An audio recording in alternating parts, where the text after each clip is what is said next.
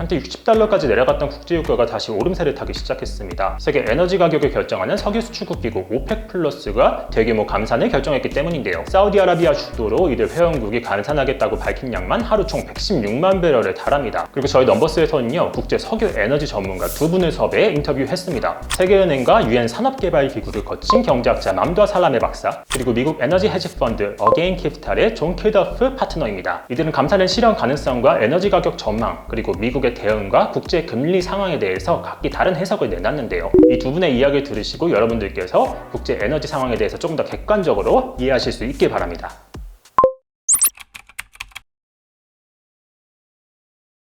Well, the Saudi Arabian government, the new oil minister, obviously are trying to defend a price globally of oil that's probably around $80 a barrel, partly because they need that level of price to sustain their own government and their ambitions. It was a precautionary measure to prevent oil prices from declining further in view of the banking troubles which started with Silicon Valley Bank in the United States and spread to banks in Switzerland and Europe.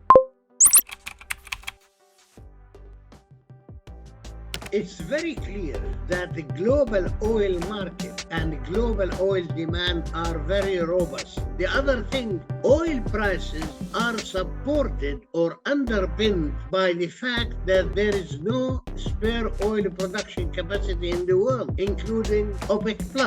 This means that oil prices, sooner or later, they will resume their surge upward. I believe from my research that oil prices are heading towards $90 in the first half of 2023, and it could touch $100 before the end of the year. So my outlook is that, believe it or not, in the aftermath of the OPEC Plus announcement, that's probably the high price point for a while over the course of the next several months. The next worry time will be later in the year in October.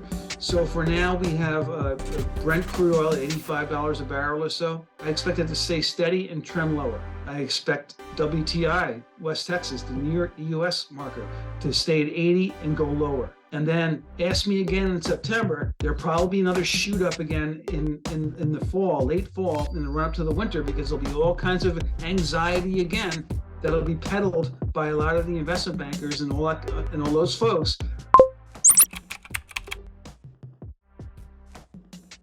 Higher oil prices acts as a tax on the consumer, both here in the United States and globally. And actually most, even incredibly more on other countries where they have to deal with the dollar translation on this. I think the Federal Reserve is going to breathe a sigh of relief and actually, in a way, bank high oil prices, while it may contribute to a higher inflation print than they'd like, I think they're going to take into account that it's a drag on the economy, so it's sort of helping them.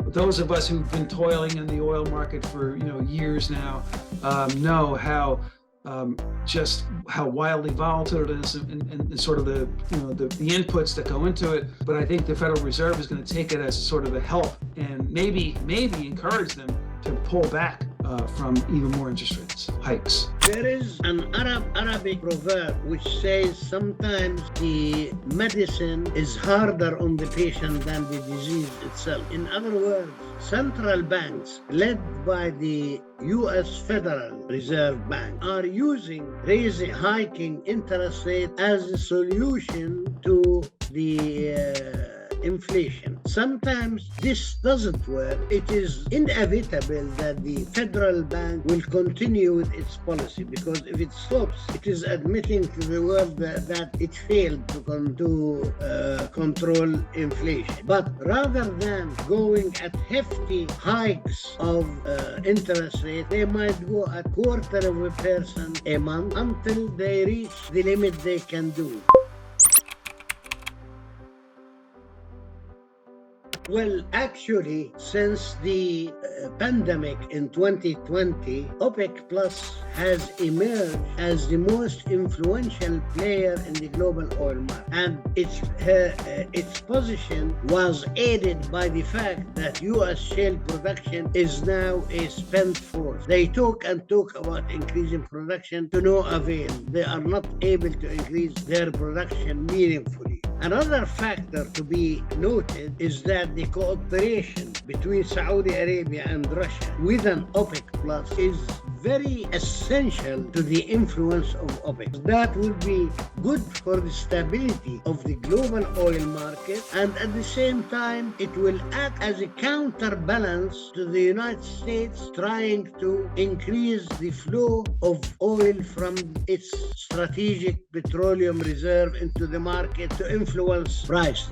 I just don't, because there's more production coming on from various areas, and because of what the economic headwinds are.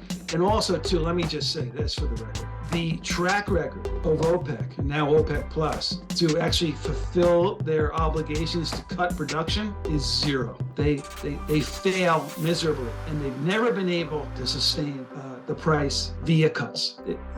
What happens in the end, if you're looking for the end of this story, just to give you some background, what happens at the end is that Saudi Arabia gets so annoyed with all the rest of them that Saudi Arabia ramps up its output, crashes the price, wrecks all the rest of their economies, and says, "Okay, come back to mama, and let's restart this thing."